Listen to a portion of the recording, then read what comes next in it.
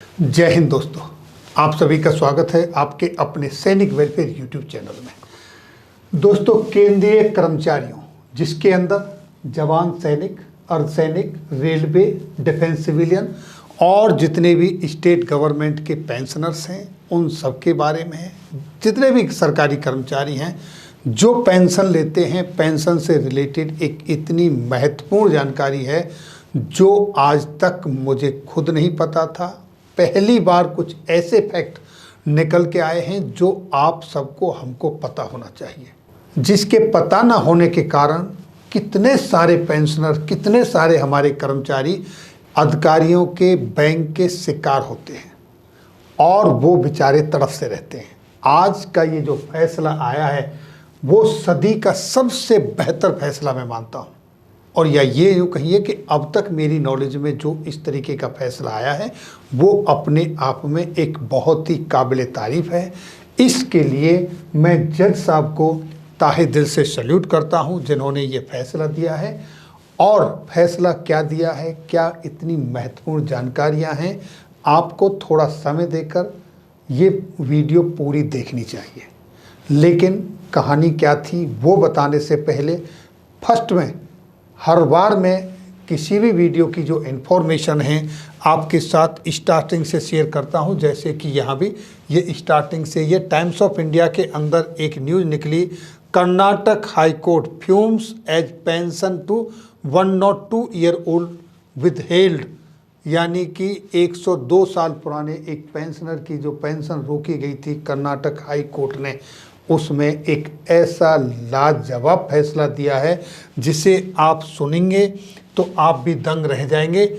मैं पहले इसकी इन्फॉर्मेशन देने से पहले जो नए नए फैक्ट निकल के आए हैं आज इस फैसले के बाद मैं उन पर प्रकाश डालता हूं, क्योंकि आपके पास भी टाइम कम होता है, पूरी वीडियो नहीं देखते, इसलिए आज मैं पीछे से बताता हूं कि क्या क्या इम्पोर्टेंट है जो आपको नहीं, जितने भी पेंशनर हैं, जितने भी सरकारी कर्मचारी हैं उन सबको पता होना चाहिए। पहले तो ये देखिए कि जो ऑर्डर दिया है उस ऑर्डर में बताया क्या गया है। ऑर्डर में पहला जो उन्होंने कहा है, रिट पिटीशन के लिए 1 लाख रुपए का जुर्माना ठोका गया है, 1 लाख रुपए का। और रेस्पोंडेंट नंबर 1 और 4, रेस्पोंडेंट नंबर 1 जो गृह मंत्रालय है और रेस्पोंडेंट नंबर 4 बैंक जहां से पेंशन मिलती है, उनके ऊपर 1 लाख रुपए का जुर्माना ठोका है पहला। दूसरा ये कहा गया है कि रेस्पोंडेंट नंबर 1 टू पे arrears of pension which is quantified 3,71,280, यानी कि एक पेंशनर जिसकी पेंशन रोक दी गई इस वजह से कि उसने अपना जीवन प्रमाण पत्र सबमिट नहीं किया था, और जब उसने अपना जीवन प्रमाण पत्र सबमिट किया वो किया 13 महीने के बाद, लगभग 13 महीने निकल गए तो उसकी पेंशन रोक दी गई और उसकी पेंशन भी कैंसिल कर दी गई। उसके लिए पेंशनर ने कोर्ट के दरवाजे खटखटाए और क्या क्या हुआ वो मैं आपको आगे बताऊंगा। पहले देखिए, ये कहा गया है कि पहले तो ये 3,71,280 रुपये उसको पे करें जो उसकी पेंशन रोकी गई उस समय की, जब उसने जीवन प्रमाण पत्र नहीं दिया, और वो भी 6% ब्याज के साथ, 6% ब्याज के साथ। कब से? 24 दिसंबर 2018 से, यानी कि 1 नवंबर 2017 में पेंशनर ने अपना जीवन प्रमाण पत्र नहीं दिया और उसने जीवन प्रमाण पत्र दिया अपना 24 दिसंबर 2018 को। तो इस तरीके से उसका 13 महीने का टाइम ऊपर हो गया तो उसकी पेंशन रोक दी गई और उसकी पेंशन कैंसिल भी कर दी गई।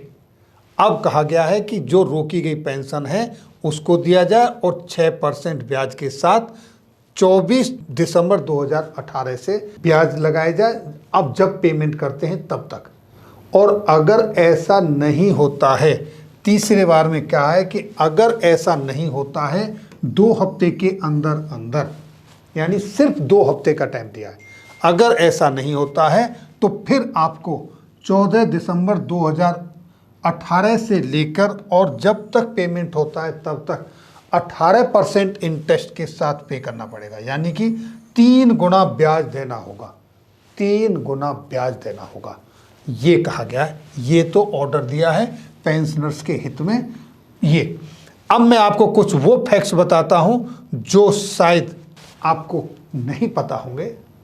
मुझे शायद लगता है कि 98% लोगों को नहीं पता होगा, कुछ अधिकारियों को पता होगा, तो वो पता ना होने के बराबर है। अगर उनको पता है तो उनको ये इन्फॉर्मेशन सबके साथ शेयर करनी चाहिए थी।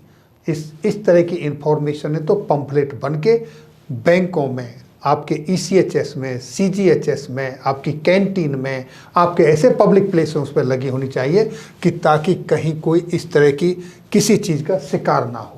वो क्या है देखिए, सबसे इम्पोर्टेंट लाइफ सर्टिफिकेट के बारे में हम बात करेंगे। बैंक की क्या रेस्पॉन्सिबिलिटी बनती है लाइफ सर्टिफिकेट के बारे में। सबसे मोस्ट इम्पॉर्टेंट, अगर एक पेंशनर्स की एज और 80 साल हो जाती है तो कहा गया है कि उसको साल में 2 बार जीवन प्रमाण पत्र देना चाहिए। और वो भी बैंक की ड्यूटी है कि बैंक का कर्मचारी आपके घर आए और साल में 2 बार आपका जीवन प्रमाण पत्र ले। आपकी जवाबदारी नहीं है वहाँ जाने की। और वो भी कब कब है? Twice in a year, once May यानी कि 31 मई तक लेना चाहिए पहली बार, और दूसरी बार नवंबर में यानी 30 नवंबर तक। तो क्या आपको ये जानकारी थी कि 80 साल से ऊपर साल में 2 बार जीवन प्रमाण पत्र देना होता है? और वो भी बैंक का काम है आके कलेक्ट करना। लेकिन बैंक आता नहीं, आप एक बार दे देते हैं, बैंक में जाकर देते हैं, उसी से वो संतुष्ट रहता है, अपनी ड्यूटी नहीं करता है। ये स्पष्ट यहाँ पर कहा गया है क्लॉज 2.1 में। अब देखिए दोस्तों, अगर आप अपना जीवन प्रमाण पत्र नवंबर में साल में जो एक बार देना होता है उस समय देने में फेल हो जाते हैं तो उसके लिए क्या रूलिंग है देखिए, clause number 2.2। If a pensioner does not submit his life certificate by 30th November, the bank should immediately stop the pension। Clear कहा गया है, अगर आपने 30 नवंबर तक अपना लाइफ सर्टिफिकेट सबमिट नहीं किया तो बैंक के पास अधिकार है कि वो आपकी पेंशन को तुरंत बंद कर दे। आगे क्या गया? If the pensioner submit the life certificate few months after the November deadline, but before next 31st October, then the bank may resume the pension and pay the arrears। यानी कि अगर पेंशनर ने 30 नवंबर को अपना लाइफ सर्टिफिकेट सबमिट नहीं किया है तो पेंशन रुक जाएगी, और उसने कुछ महीने के बाद अपना लाइफ सर्टिफिकेट दे दिया तो बैंक को पेंशन रिज्यूम करने का राइट है और एरियर भी पे कर देगा। लेकिन वो भी आपका होना चाहिए अगली साल में जो नवंबर आएगा उससे पहले अक्टूबर तक। अगर ऐसा नहीं होता है तो क्या होगा? क्लॉज 2.3 आप देखिए, ये आपका 2.3 क्लॉज है। इसमें कहा गया if pensioner does not submit his life certificate by 30th November and thereafter does not submit it even till next 31st October, यानी कि 11वें महीने तक भी नहीं हुआ, then the pension is deemed to have been cancelled, यानी कि उसके बाद आपकी पेंशन कैंसल्ड हो जाएगी। जो आपको पेंशन मिलती है, जो आपकी पेंशन सैंक्शन हुई है, वो आपकी पेंशन खत्म हो जाएगी, ये कहता है। And in such cases the bank should return the disburse portion of PPO to the CPAO, यानी कि जो आपका PPO है बैंक के पास वो CPA को वापस कर देगा और बैंक के यहाँ से आपका नाम खत्म हो जाएगा, पेंशन आपकी कैंसल, उसके बाद आपको पेंशन नहीं मिलेगी। After the said deemed cancellation if the pensioner reappears either at the bank or at the ministry, यानी कि इसके बाद अगर पेंशन भोगी फिर या तो बैंक के पास आ जाता है या संबंधित मंत्रालय के पास चला जाता है। तो the pension shall only be resumed after a fresh sanction order is issued by the ministry followed by an issuance of the fresh PPO, यानी कि उस कंडीशन में आपकी पेंशन दोबारा से सैंक्शन होगी, उसके लिए आपका मंत्रालय की तरफ से अगेन ऑर्डर जारी होंगे, फिर आपका नया PPO बनेगा, तब आपको पेंशन मिलनी शुरू होगी।